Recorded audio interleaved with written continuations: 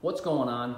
I hope everyone out there is doing well and staying safe and sane. Today I wanted to take some time to talk about how do we continue to progress ourselves in the situation that we're in, whether that's body weight, whether that's limited equipment, whether that's maybe having some equipment, but maybe not enough weight or enough ways to progress that we might not be thinking of.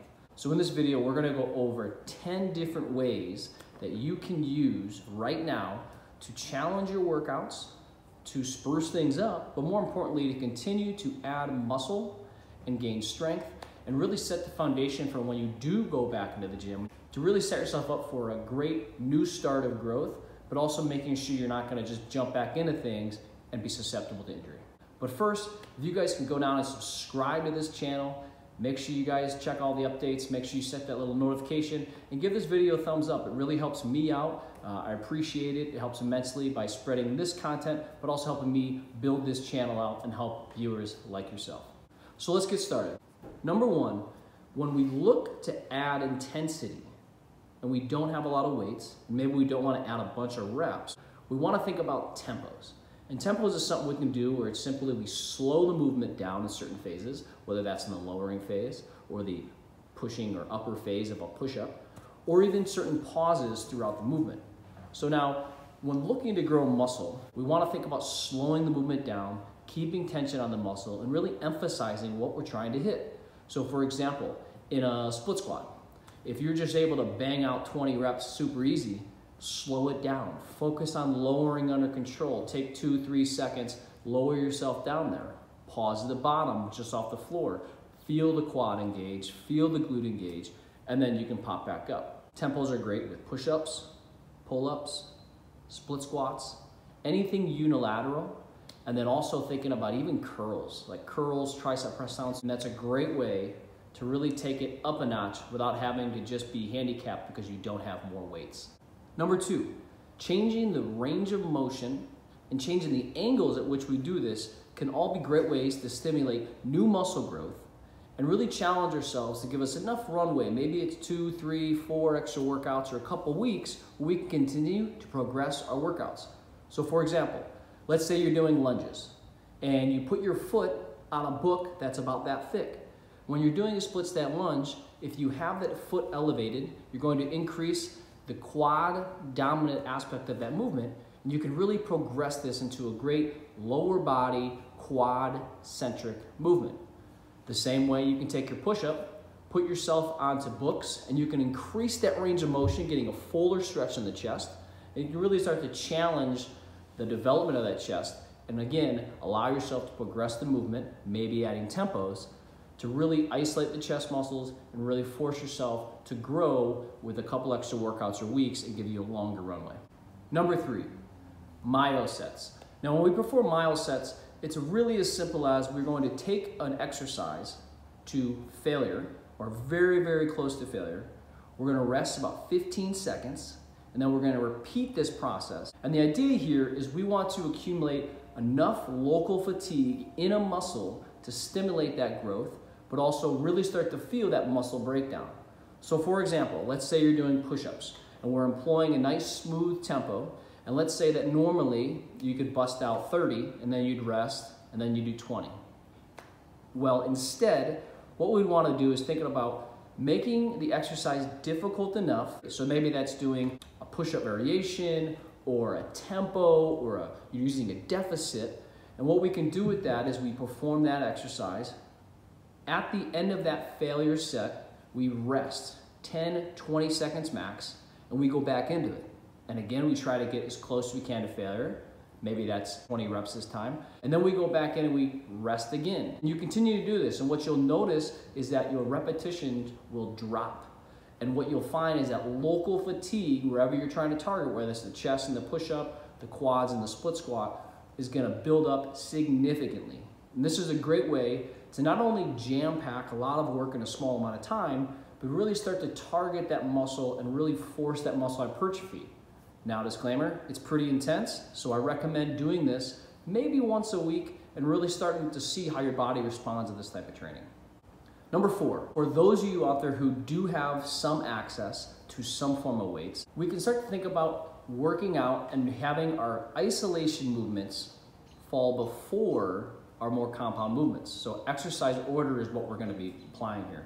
So for example, let's say typically you would do some form of squats, maybe with dumbbells, and you do your high rep squats, or maybe you have heavier ones. What we can do is we can do unilateral movements such as split squats or lunges first, really tax those lower body muscles themselves, and then we can go back into more compound movements, bilateral movements, and really challenge that muscle to respond. And because it's pre-fatigue, you're gonna feel it very quickly. Another way we can do this, we can do flies. So I have very light dumbbells. I have about 30-pound dumbbells. I will do flies and really take it almost to a full stretch, take my time with the tempo and really squeeze, and then I'll follow that with a more compound movement like a deficit push-up, instead of doing a deficit push-up first and then finishing with the fly. By changing the order, you can tax the muscle differently and again give yourself an extra couple weeks to squeak out some more gains and allow yourself to extend this training at home runway that we have. Number 5, timing your sets versus doing sets for repetitions. When we're looking at muscle growth, we obviously want to be concerned about time under tension. So if you're normally doing sets of 10 and you're just cranking them out and you're not really sure what your tempos are, instead of focusing so much on a repetition number, because we all know sometimes when we get fatigued at 7 and we want 10, we let our standard drop and we might squeak out 3 more with not the perfect form. So what we can do is we can take our sets and we can say, okay, I'm gonna do 3 sets of 1 minute of highly focused, no matter how many reps I get, whether that's 6 or 16, highly focused repetitions where I'm flexing the muscle hard and I'm choosing a weight that allows me to continue this 1 minute of exercise with super focused effort. Number 6, train more frequently. Now, before you go off the deep end and say, I'm gonna do 1,000,000 push-ups every day, because that's what Mike said, pause. Training frequency is one variable we can manipulate, whether that's maybe adding more weight, intensity, adding sets and reps, training volume, moderating tempos, or training a muscle more frequently. Those are all various ways that we can add quality sets over the course of the week. Instead of doing 200 push-ups a day and blowing your chest apart with subpar reps, what you could do is say, I'm gonna do 5 days of different chest exercises, adding a variety, so not just doing one movement. Maybe one day it's a deficit push-up. The other day, maybe you have some light flies and we go some flies using tempos. And the other day, we're gonna use bench dips and we're gonna go on nice and slow.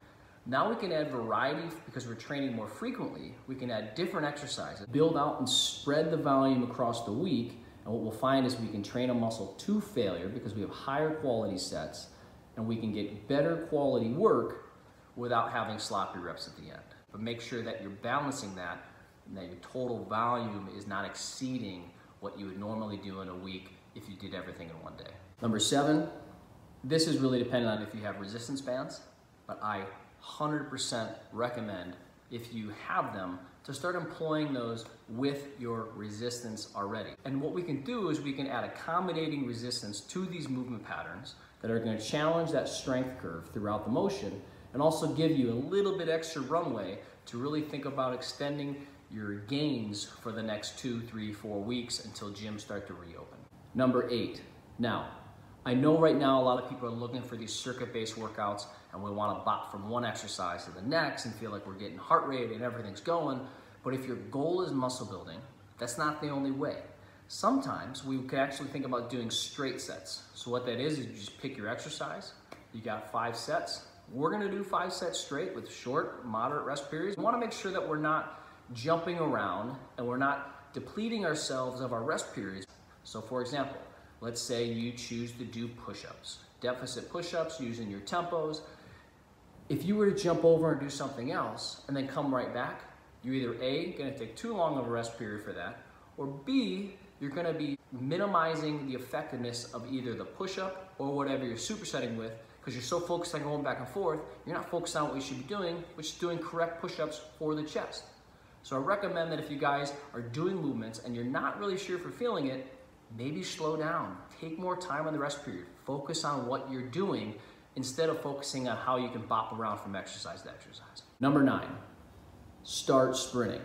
Now, I'm not gonna tell you to go out there and do 1,000,000 sprints, but if you're struggling to have any sort of posterior chain power, hamstring strength, and just feel those muscles staying engaged, because when we go back to the gym, we are gonna wanna make sure they're conditioned. Short distance sprinting, maybe it's 20, 30, 40, 50 yards with rest periods, is a great way to maintain that power and strength output. So I recommend head to the park, find a sidewalk, find a hill, and just simply sprint if you're having issues maintaining that leg power and explosiveness if that's something you were looking to do. We want to make sure that minimal effective volume on sprinting is what we're after. Because if you sprint 50 sprints in a workout, by the end, you're just running and you're not sprinting, and we've lost that power output. So I recommend starting with maybe 5 to 8 total sprints in a workout, focus on power output and ease into it so you don't blow any hamstrings by going about 70 to 80% for the first couple ones, and really test and see how your body responds to that. And number 10 is do less. Now, hear me out. I want you to make sure you're training intense, training smart. Maybe that's adding more frequency. But the last thing we want to do is doing too many sets that are sloppy, that have trash volume. So what I recommend doing is really looking at the sets you're doing and saying, if I'm doing 5 sets and I'm by the 4th one, I'm just gassed and I'm just doing to do them. Maybe you only do 3 sets and you take those to all-out failure and you really make those quality, intense sets. Because what might be happening is you might be doing repeatedly too many sets, too much volume, which is just as bad as not doing enough. So hope you guys found this video helpful for your journey at home while you're training with body weight, little weights, or the same weights. If you guys can do me a quick solid, and if you have not done it, hit that subscribe button, hit that notification thing, and give this one the thumbs up. It's super helpful for me to not only build this channel, but help spread these messages and help viewers like you continue to get great workouts at home and make the progress we're looking to achieve today, tomorrow, and in the future.